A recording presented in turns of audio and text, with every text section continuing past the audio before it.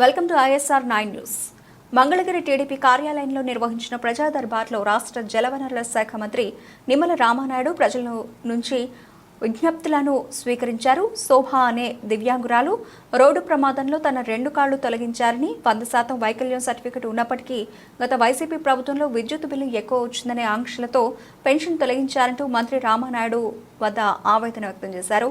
ఆయన స్పందించి పెన్షన్ సమస్య పరిష్కారానికి ముఖ్యమంత్రి కార్యాలయం వారికి తెలిపి న్యాయం చేయమని కోరారు. దివ్యాంగురాలు నియోజకవర్గమైన నెల్లూరు రూరల్ శాసనసభ్యులు కోటంరెడ్డి శ్రీధర్ రెడ్డికి ఆయన స్వయంగా ఫోన్ చేసి ఆమె పరిస్థితిని వివరిస్తే సాయం అందిస్తామని భరోసా ఇచ్చారు. సీఎం కార్యాలయం నుంచి తాత్కాలిక సాయం అందించారు. 2022 రోడ్ సైడ్ లో ఉంటాం సార్. యాక్సిడెంట్ అయింది సార్, లారీ గుద్దింది సార్. 2 కాళ్ళు పోయినాయి. 100% కాళ్ళు లేవని సదరం సర్టిఫికేట్ లో వచ్చింది సార్. నాకు ఇంతవరకు పెన్షన్ కూడా ఇవ్వలేదు సార్. 2022లోనే తీసుకున్నాను. ఎందుకు ఇవ్వలేదమ్మా పెన్షన్? నాకు కరెంట్ బిల్ ఎక్కువ వస్తుంది. నాకు అన్ని గాయాలు సార్. ఇక్కడంతా పూర్తిగా గాయం సార్. ఏసీ లేని నాకు డాక్టర్ ఏసీ ఉన్నాం. దానివల్ల కరెంట్ బిల్ ఎక్కువ వస్తుందని. ఈ జగన్మోహన్ రెడ్డి గారు వచ్చిన తర్వాత ఏం చేశారంటే ఇట్లా అర్థం లేనిటువంటి నిబంధనలన్నీ పెట్టి దగ్గర 8 లక్షల పింఛన్లు తీసేశారు. ఇది ఇప్పుడు చంద్రబాబు నాయుడు గారు దృష్టిలో ఉన్నారు. ఖచ్చితంగా మేము చేస్తాం.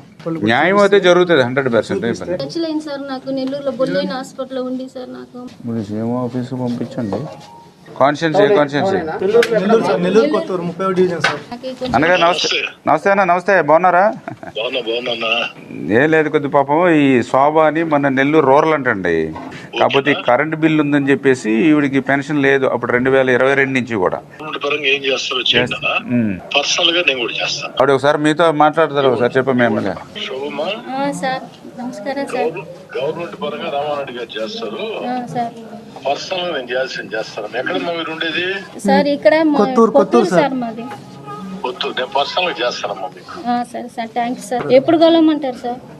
ఇస్తూ నేను అడిగిపోతా. ఎప్పుడు నువ్వు వచ్చేటప్పుడు ఫోన్ చేసిరా. సరే సార్. Thanks sir.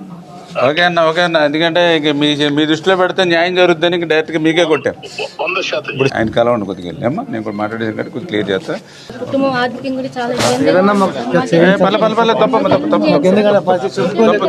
ఒకే బిడ్డ సార్. బిడ్డ కోసం బతుకున్నాను సార్. ఏం చదువుతుందమ్మా? బతకాలని లేదు సార్. 9th class. ఎలా వచ్చారు మరి పాపం? చాలా దూరం కదా. 5,000 బాగా చదువుకోవాలి. ఓకేనా? మళ్ళీ చర్చిలకి ఎట్లా కొంచెం జాగ్రత్త పర్లేదు. ఓకే అమ్మా, జాగ్రత్త.